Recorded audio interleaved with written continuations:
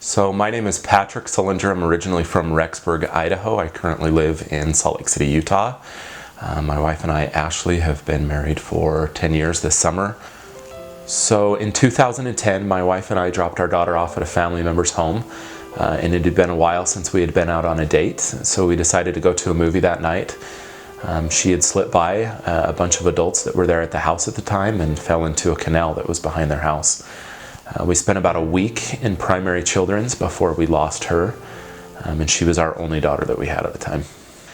So trying to deal with the everyday aspects of life when for 18 months everything had revolved around your daughter and doing things for her and doing things for your children that way. It was a difficult transition, and being able to deal with the grieving process and being able to understand how to get through this and how to help a spouse to be able to get through this. It was a definite transition, and there was a lot of help that we received along the way that made that process easier for us. I think some of the best things that people did for me and my wife throughout the grieving process were the things that my employers did and the people that I worked with did for us.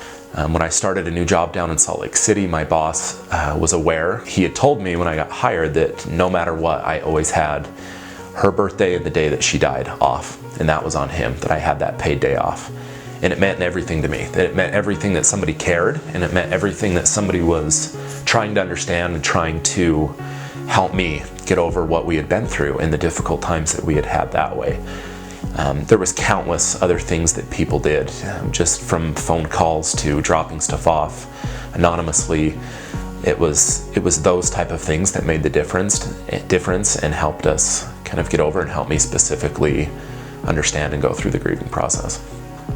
Yeah, I think one of the things, or a couple of the things that I can think of doing for people that I probably wouldn't have done before losing our daughter in this accident would just be acting. Not to hesitate, not to ask for permission, not to wait or put it off, to just do those sort of things. And it's the small things, it's the simple things. If it's buying a gift, if it's taking somebody to lunch, if it's just getting them out of the house for 10-15 minutes at a time, or just sitting there listening to somebody, I think that's going to be the biggest difference that you can make, is just act upon those things that come to your mind and that you feel that, hey, I might want to do this for somebody else.